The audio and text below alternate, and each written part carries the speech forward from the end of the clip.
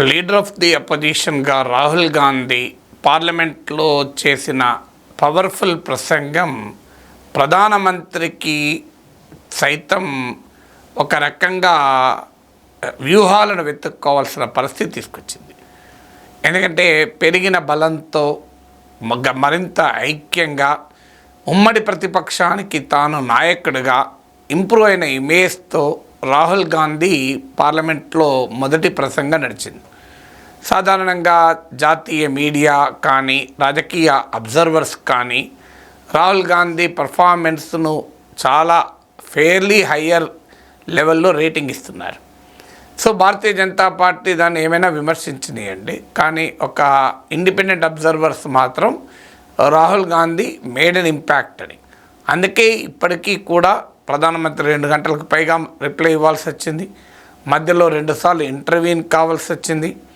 National media కూడా ignore చేయలేకపోయింది. So ఈ పరిణామాలు దీంతో ఇప్పుడు రాహుల్ గాంధీని టార్గెట్ చేయడానికి కొత్త ఆయుధాలను మోడీ వెతుక్కోవడం మొదలుపెట్టాడు. కానీ ఆశ్చర్యం ఏంటంటే సాధారణంగా యుద్ధం మొదలుపెట్టేటప్పుడు ఒక అస్త్రం ప్రయోగించి అది విఫలమైనాక మళ్ళీ అదే అస్త్రాన్ని ప్రయోగించరు. ఇక మహాభారతంలో కర్ణుడు నాగాస్త్రాన్ని ప్రయోగించాక అది విఫలమై తిరిగి వచ్చి తాను ఈసారి ప్రయోగిస్తే అర్జునుని కిరీటాన్ని కాదు అర్జునుడిని అంతం చేస్తానంటే ఎంగిలి బాణము ప్రయోగించనంటూ కర్ణుడు స్టాండ్ తీసుకుంటాడు. సో ఇప్పుడు ఆధునిక కాలంలో ఎంగిలి బాణాలు అని టార్గెట్ అని పక్కకు పెట్టలేం, కానీ విఫలమైన అస్త్రాలు అంటే ఒక పదార్థం మీరు ఉదాహరణకు దీపావళి రోజు టపాకాయలు కాలుస్తారు, ఒక లక్ష్యం బాంబు కాలుస్తే అది పేలిపోతుంది, అది తుస్సుమంటుంది, మళ్ళీ దాన్ని ప్రయోగించం, ఎందుకంటే ఇక అది ఫెయిల్డ్ కదా అని. మార్కెటింగ్లో కూడా ఒక క్యాంపెయిన్ స్లోగను లేదా ఒక ప్రొడక్ట్ ఫెయిల్ అయితే దాన్ని మళ్ళీ ప్రయోగించరు, ఎంతో కొంత రీఫర్బిష్ చేసి ప్రయోగిస్తారు. కానీ రాహుల్ గాంధీ పైన మోడీ ప్రయోగించిన అస్త్రాలు అంటే లీడర్ ఆఫ్ ద అపోజిషన్గా ఆయన రాహుల్ గాంధీ స్పీచ్ ఇచ్చాక ప్రయోగించిన 3 అస్త్రాలు చూస్తే ఇందులో ఏవి కొత్తవి కావు, పైగా ఇటీవల ఎన్నికల్లో ఫెయిల్ అయిన అస్త్రాలు. మొదటిది కాంగ్రెస్ పార్టీ యాంటీ హిందువుల్ని రాహుల్ గాంధీ అవమానించాడు, హిందువుల్ని హింసావాదులుగా చిత్రీకరించారు, హిందూ సమాజం మొత్తాన్ని టార్గెట్ చేశారంటూ ఒక వక్రీకరణను వాస్తవంగా చూపెట్టే ప్రయత్నం చేశారు. దానికి ప్రధానమంత్రి ప్రిసైడ్ చేశాడు. స్టార్టింగ్ ప్రైమ్ మినిస్టరే లేచి హిందూ సమాజాన్ని అవమానించారని. రాహుల్ గాంధీ ఉపన్యాసం చూసిన ఎవరికైనా అర్థమవుతుంది అని హిందూ సమాజాన్ని అనలేదు. హిందువులుగా చెప్పుకునే వారు అసత్యాల్ని హింసను విద్వేషాన్ని పెంచకూడదని మాత్రం చాలా స్పష్టంగా అన్నాడు. ప్రధానమంత్రి ఇంటర్వ్యూన్ అయ్యి అసలు హిందూ సమాజాన్ని అంటారన్నప్పుడు కూడా నో ప్రైమ్ మినిస్టర్ నరేంద్ర మోడీ అంటే హిందూ సమాజం కాదు, బీజేపీ ఆర్ఎస్ఎస్ హిందూ సమాజం కాదు అంటూ క్లారిఫై కూడా ఇచ్చారు. అయినా బీజేపీ అదే రాగాన్ని కంటిన్యూ చేస్తూ Congress party anti Hindu, Rahul Gandhi anti Hindu అన్నారు. ఇది 10 ఏళ్ళుగా చెప్తున్నారు. 2024 ఎన్నికల్లో కూడా పెద్ద ఎత్తున ఈ హిందూ ముస్లిం డివైడ్ను తీసుకొచ్చే ప్రయత్నం చేశారు. కాంగ్రెస్ పార్టీని ఇండియా కూటమిని యాంటీ హిందూగా చూపెట్టారు. కాంగ్రెస్ పార్టీ అధికారంలోకి వస్తే మీ మంగళసూత్రాలు తీసుకెళ్ళి ముస్లింలకు ఇస్తారు, రిజర్వేషన్లు తీసుకెళ్ళి ముస్లింలకు ఇస్తారు, మీ ప్లాట్లు తీసుకెళ్ళి ఆస్తులు తీసుకెళ్ళి ఇల్లు తీసుకెళ్ళి ముస్లింలకు ఇస్తారు అన్నారు. కానీ ఏం జరిగింది? ఫలితాలు ఎక్కడైతే ఈ హిందుత్వ అపీల్ బాగా పవర్ఫుల్గా ఉండే నార్త్ ఇండియాలో, వెస్ట్రన్ ఇండియాలో, హిందీ రాష్ట్రాల్లో బీజేపీ భారీగా దెబ్బతిన్నది. అందులో అన్నిటికన్నా ఎక్కువ బీజేపీ రామ్ టెంపుల్ పాలిటిక్స్కు కేంద్ర బిందువైన ఉత్తరప్రదేశ్లో భారీగా దెబ్బతిన్నది, మామూలుగా దెబ్బతినలే. సో 29 సీట్స్ తగ్గినాయి.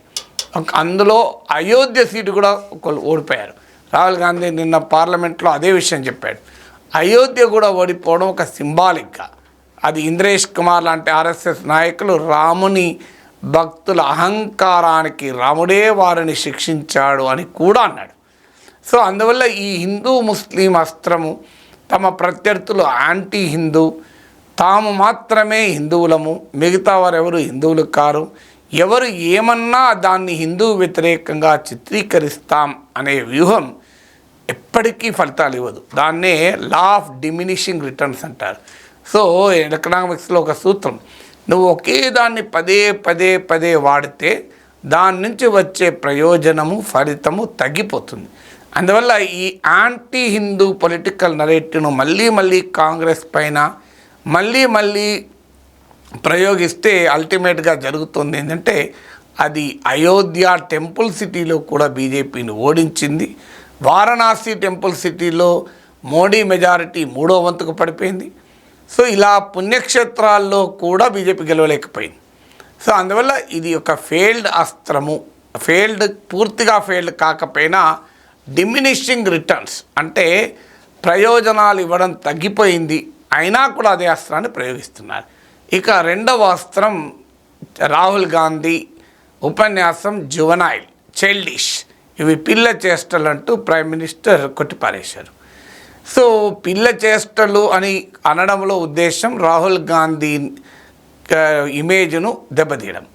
ఈ పని కూడా బీజేపీ 10 ఏళ్ళుగా చేస్తోంది. పప్పు అని, నాన్ సీరియస్ పొలిటీషియన్ అని, అసలు రాజకీయాల పట్ల ఆసక్తి ఉన్నవాడు కాదు, పార్లమెంటును సీరియస్గా తీసుకోడు.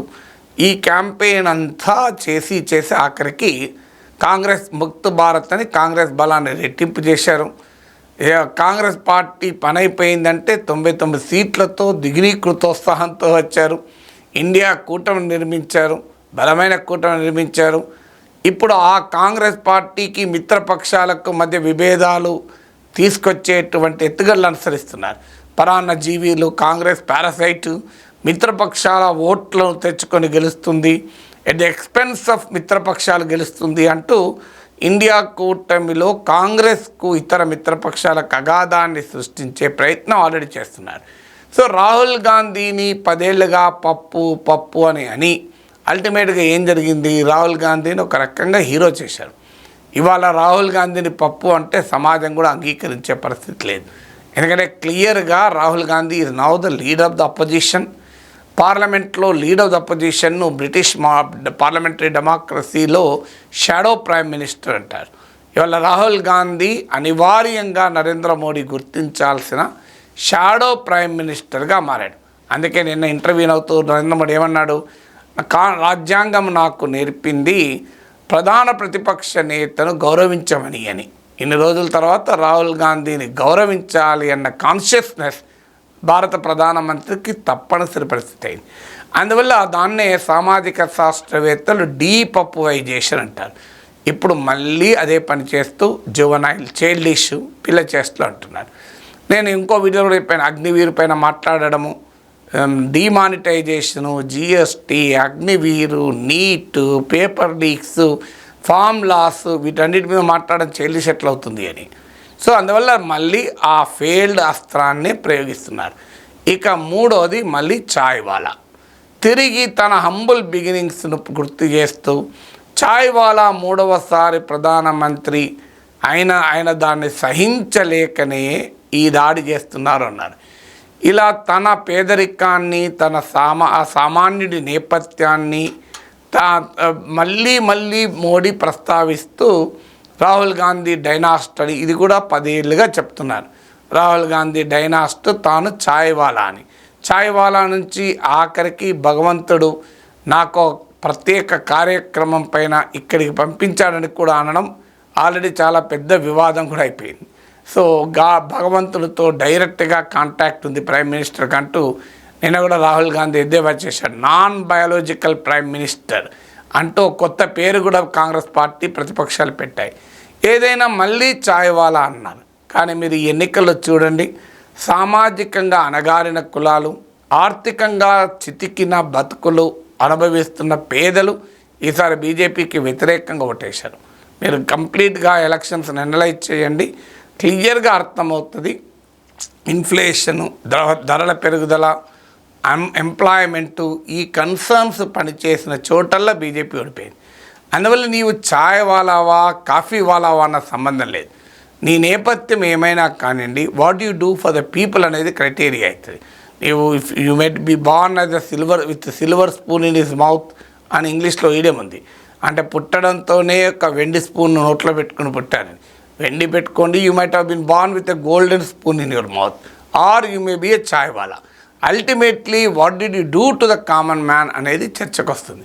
అందువల్ల ఈ చాయ్ వాలా అంశం 2014లోనో 2019లోనో ఈ చాయ్ వాలాలు, చౌకీదారులు ఇవి ఇప్పటికీ ఇంకా పనిచేస్తాయని అనుకోను. అందువల్ల మరి ఆశ్చర్యంగా ఉంది. రాహుల్ గాంధీని ఒక న్యూలీ ప్యాకేజ్డ్ రాహుల్ గాంధీని టార్గెట్ చేసుకోవటానికి ప్రైమ్ మినిస్టర్ మోడీ, బీజేపీ కొత్త వెపన్స్ లేక ఓల్డ్ అండ్ ఫెయిల్డ్ వెపన్స్తోనే మళ్ళీ ముందుకు వస్తుంది.